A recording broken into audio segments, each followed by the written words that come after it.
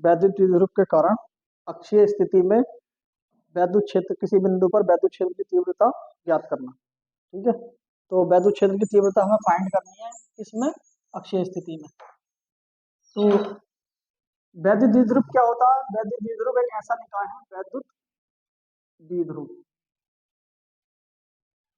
द्विध्रुव, वैद्युत द्विध्रुव क्या है? वैद्युत द्विध्रुव एक ऐसा निकाय, इसे पीछे नोट किया जाता है। और वैद्युत द्विध्रुव होता क्या है? वैद्युत द्विध्रुव एक ऐसा निकाय है, एक ऐसा निकाय है जिसमें दो बराबर परंतु विपरीत प्रकृति के आवेश एक दूसरे से अल्प दूरी पर स्थित होते हैं।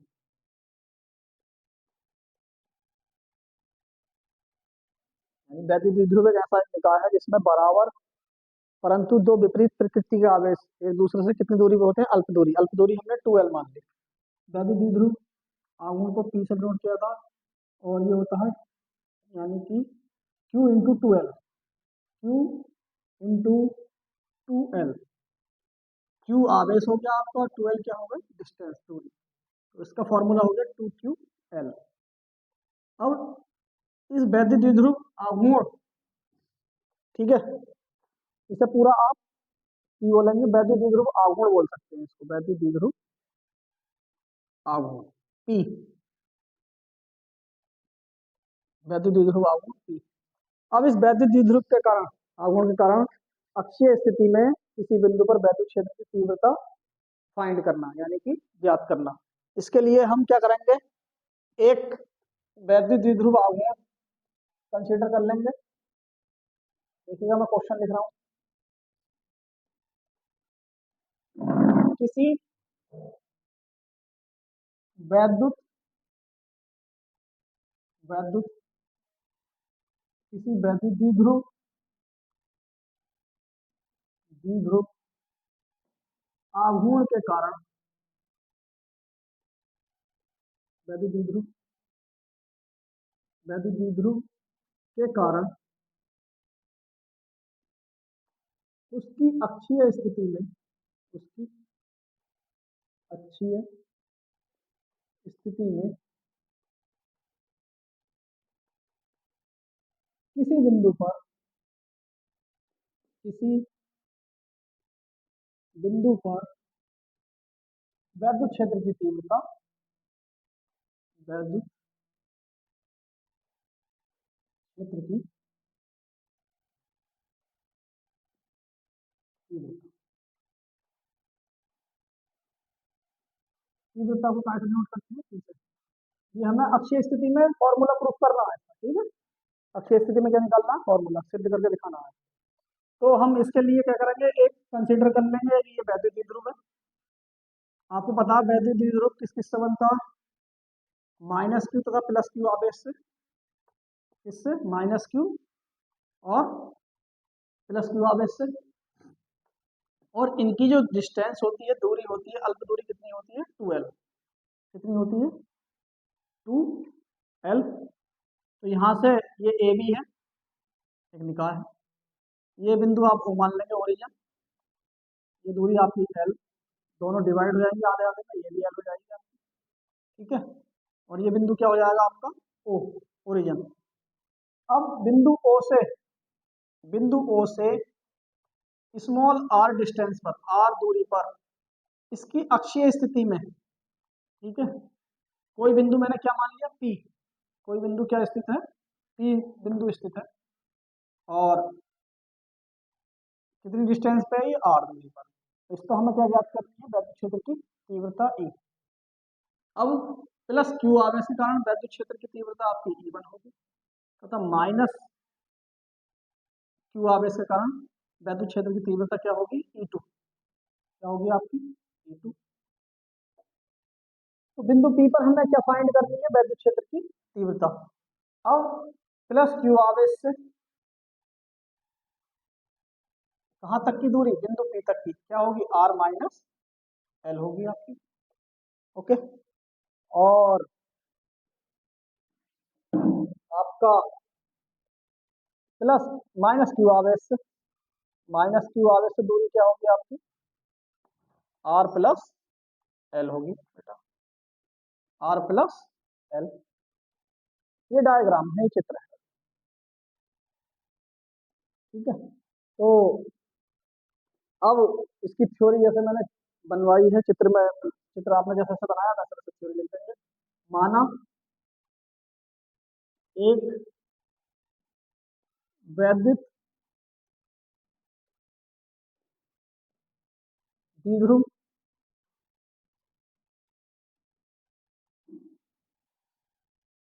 द्विध्रुव ए बी एक ऐसे माध्यम में स्थित है, एक ऐसे माध्यम में स्थित है, माध्यम में स्थित है जिसका परावैद्युतांक, जिसका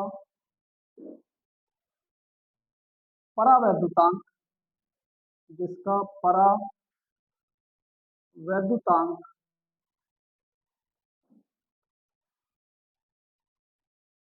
के है, के है।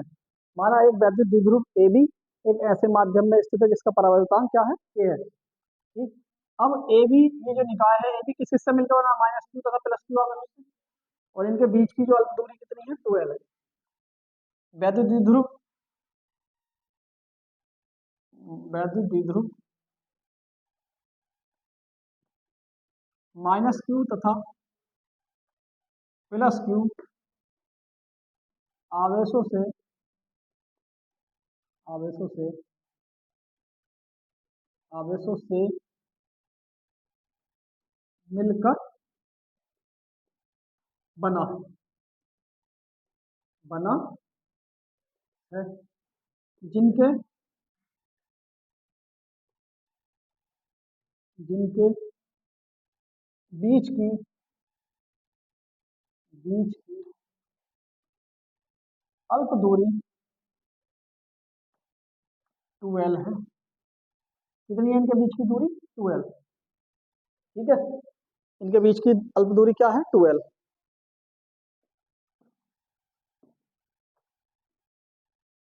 द्विध्रुव, अब द्विध्रुव के मध्य बिंदु, वैद्युत द्विध्रुव के मध्य बिंदु ओ से, वैद्युत द्विध्रुव के बोर्ड के लिए बहुत ही इंपॉर्टेंट क्वेश्चन है ये, बोर्ड की दृष्टि से। वैद्युत द्विध्रुव के मध्य बिंदु ओ से, मध्य बिंदु ओ से आर मीटर की दूरी पर, स्मॉल आर मीटर की दूरी पर, स्मॉल आर मीटर की दूरी पर इसकी अक्षीय स्थिति में, इसकी अक्षीय स्थिति में, अक्षीय स्थिति में, अक्षीय स्थिति में एक बिंदु पी है, क्या है, पी है, जिस पर हमें, जिस पर हमें वैद्युत क्षेत्र की तीव्रता ज्ञात करनी है, वैद्युत क्षेत्र की तीव्रता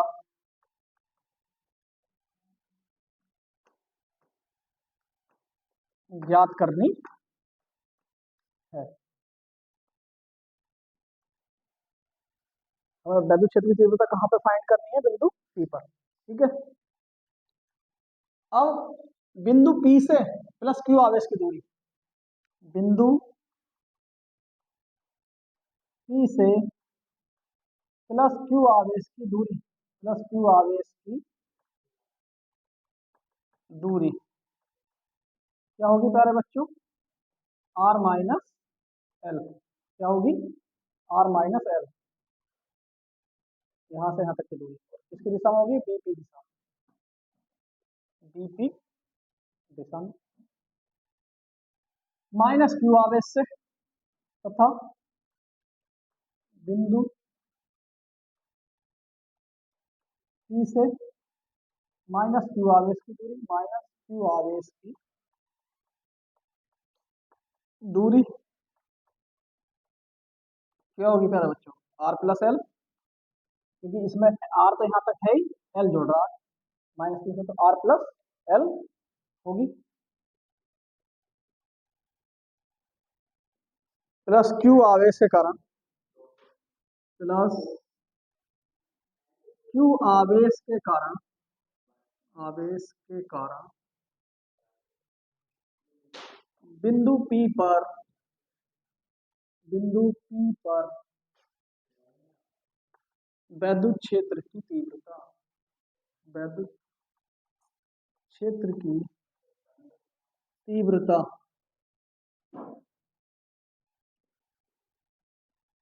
E1 बराबर 1/4 पाई एप्सिलॉन नॉट इंटू के क्यू बटे आर माइनस एल का होल स्क्वायर, तथा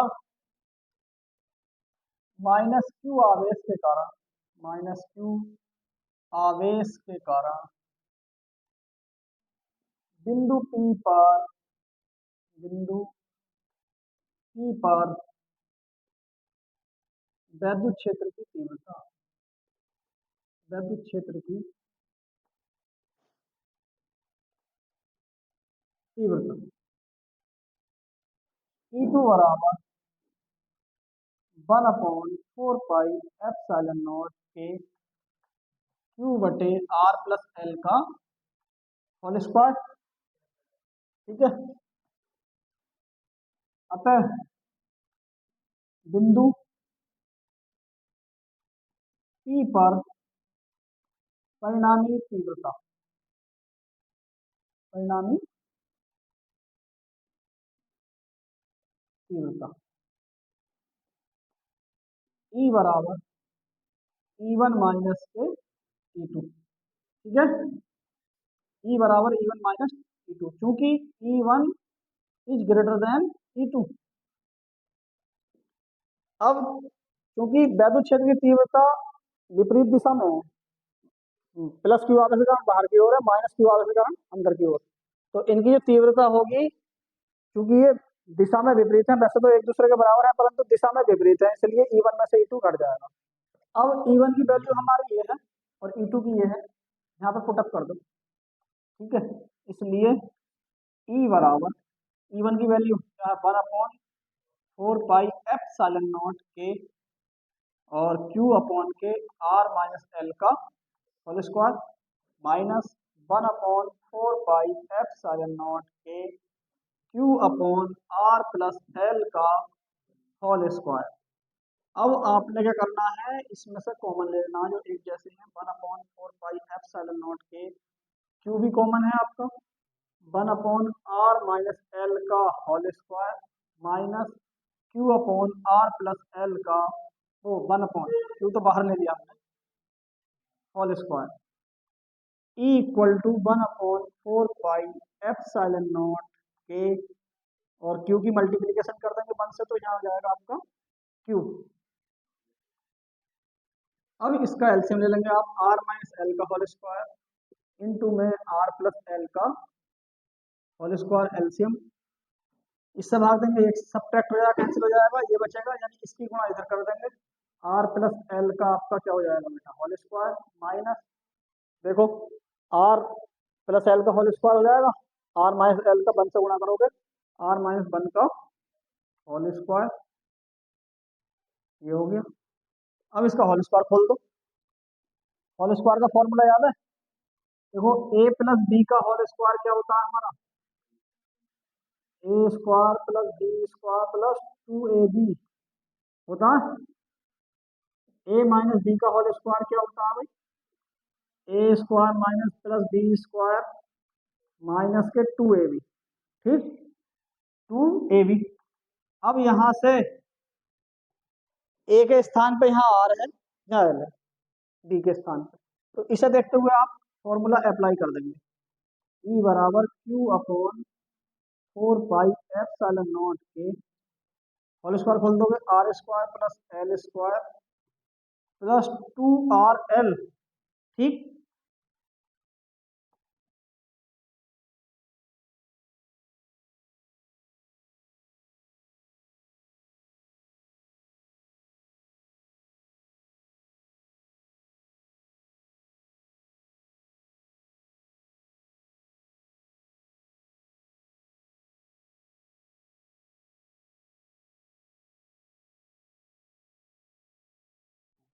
प्यारे बच्चों, ये हमारा E equal to Q upon 4 pi epsilon naught के आर स्क्वायर से आपने आर स्क्वायर, क्योंकि ये माइनस का ये प्लस का कैंसिल हो जाएगा, एल स्क्वायर प्लस का है, माइनस का एल स्क्वायर इससे कैंसिल हो जाएगा, 2RL प्लस 2RL, ये 4RL यानी दुगना हो जाएगा, 2 इंटू 2RL लिख सकते हैं इसको, 2R है इसलिए हमने 2R 2 लिख दिया, और R square L square minus का होल स्क्वायर ऐसे ही रहेगा, Q upon 4 pi epsilon naught के।